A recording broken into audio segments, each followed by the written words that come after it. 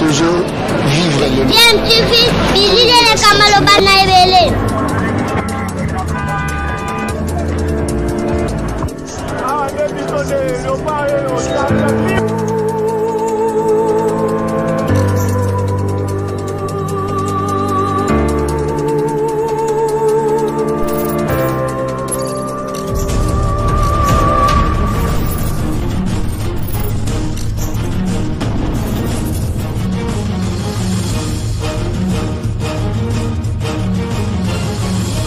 DMTV toujours en avant. Vous êtes sur DMTV, bonjour ou bonsoir, tout dépend de l'heure à laquelle vous nous suivez. Tout plaisir est pour nous de vous retrouver, mais surtout de savoir que vous êtes nombreux en train de suivre votre chaîne YouTube DMTV. DMTV qui vous propose l'actualité, vous propose également des analyses et des réflexions sur des sujets d'actualité, sur des faits sociaux, tout simplement sur des réalités que nous observons ici chez nous en République démocratique du Congo. Après la construction d'une école à Kisenso, une villa 5 étoiles à Kingabwa, voilà Jean-Marc Kabound qui se lance dans la construction d'un stade que certains osent même qualifier de stade municipal de Kingabwa, ignorant que Kingabwa n'est qu'un quartier de la commune de Limete. Avec quels moyens financiers Jean-Marc Kabound a pu réaliser toutes ces constructions sans en parler des autres chantiers dont nous ignorons l'existence? Comment a-t-il obtenu en un temps record les autorisations nécessaires pour la réalisation de ce projet? Un autre honorable dont la base se situe également dans ce même quartier à Kingabwa, donc je cite, Gérard Moulumbadi chez Coco 48 heures, avait tout récemment inauguré une morgue moderne pour, selon lui, aider cette population de Kingabwa à prendre en charge à moindre frais les funérailles de leurs proches. Pensez-vous que les problèmes des habitants de ce quartier seront résolus avec une morgue et un stade? En effet, les inondations et insalubrités multiplieront le nombre de morts qui viendront directement croître la clientèle de la morgue de Gekoko, qui n'en tirera peut-être pas profit financièrement à cause du prix low cost qu'il propose justement dans sa morgue, mais gagnera très certainement en électorat. Les électeurs tant utiles 2023 s'approchant à grands pas. Jean-Marc Kabound a quant à lui déjà en campagne électorale pour 2023, et cela passera de plus en plus par des démonstrations ciblées pour conquérir son électorat. Je propose de suivre en images ces quelques secondes de sa tournée d'inspection justement de ces chantiers privés. Jean-Marc Kabound, l'actuel premier vice-président de l'Assemblée nationale et aussi président ad interim du parti présidentiel, l'UDPS. Suivant, nous nous retrouvons tout de suite après.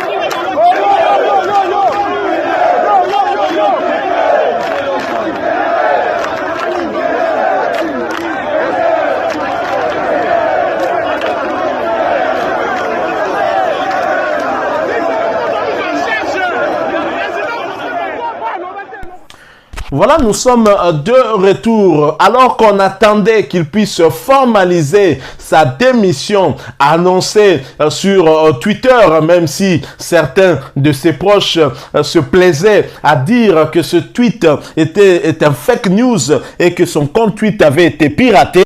Jean-Marc Kabound qui n'a pas démenti, en tout cas ce tweet, mais n'a pas non plus confirmé sa démission, car si démission il y a, c'est au niveau de l'Assemblée nationale que celle-ci devra être déposée. Jean-Marc Kabound, au lieu de se rendre même à l'hémicycle, il a préféré faire une tournée d'inspection de ces différents chantiers, d'abord sur le terrain Waya Waya, pour se rendre compte de l'évolution des travaux de ce stade qu'il est en train de construire, que d'aucuns appellent stade municipal, alors que Kingabwa est un quartier, ce n'est pas en tout cas un stade qu'on peut qualifier de municipal. Alors Jean-Marc Kabound, qui est au cœur en tout cas de ces problèmes au niveau du parti présidentiel, on sait qu'il y a scission au sein de l'UDPS, mais est-ce que c'est dans l'intérêt du chef de l'État de voir Jean-Marc Kabound devenir incontrôlable, et donc un potentiel candidat aussi pour 2023? Je l'ai dit, Jean-Marc Kabound en mode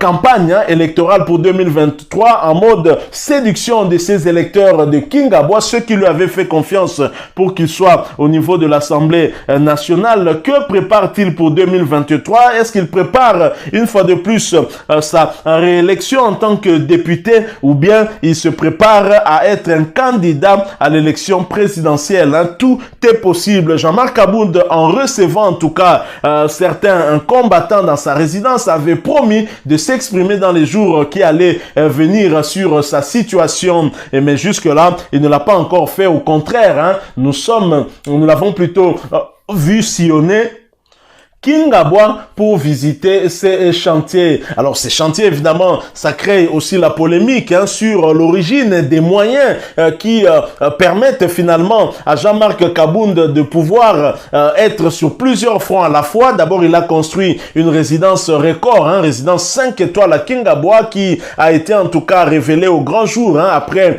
cette descente punitive de la garde républicaine dans sa résidence. Il y a également ce terrain Waya Waya, il y a des écoles aussi qu'il est en train de construire et qui sont en chantier. On se demande bien par quels moyens a-t-il pu en seulement 2 ans et demi construire finalement faire tous ces chantiers. Donc c'est cela aussi le problème ici en République démocratique du Congo avec nos politiciens qui, lorsqu'ils n'occupent pas des fonctions qui leur permettent d'avoir peut-être des moyens, ne font pas ce genre d'action. Mais c'est seulement quand le Félix Tshisekedi est devenu président de la République et Jean-Marc Kabound finalement est entré au bureau de l'Assemblée nationale qu'on le voit finalement se lancer dans des chantiers qui coûtent énormément aussi cher. Et comment expliquer que la République, qui est justement pourvoyeur des moyens, n'arrive pas à construire des écoles pour les élèves? Le projet Chile Gelou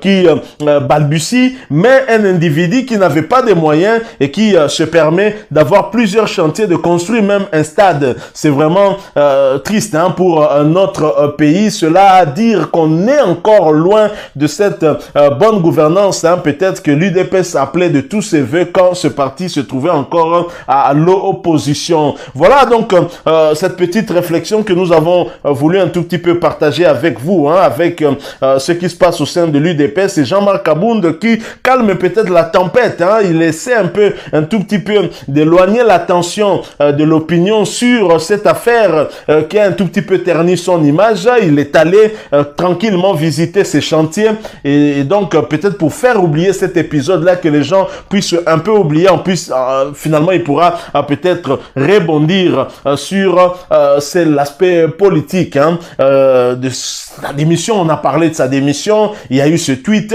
certains parlent d'un compte piraté mais que lui n'a pas confirmé, Twitter n'a pas non plus confirmé cela. Merci à vous qui nous avez suivis, nous sommes arrivés à la fin. Si vous avez aimé cette petite réflexion sur Jean-Marc Kabound, laissez-nous un maximum de j'aime. Merci de partager avec nous aussi votre opinion en nous la laissant à travers un commentaire. Si vous êtes nouveau ou ancien et que vous ne vous êtes pas encore abonné, n'hésitez pas, abonnez-vous et n'oubliez pas d'activer la petite cloche de notification en cliquant tout simplement sur celle que vous verrez apparaître dès que vous serez abonné, parce qu'elle va vous permettre de ne plus rien manquer des prochaines vidéos que nous allons vous proposer. Encore une fois, merci à vous, avec espoir de vous retrouver bientôt dans un autre sujet d'actualité. En attendant, portez-vous bien et DMTV vous dit au revoir.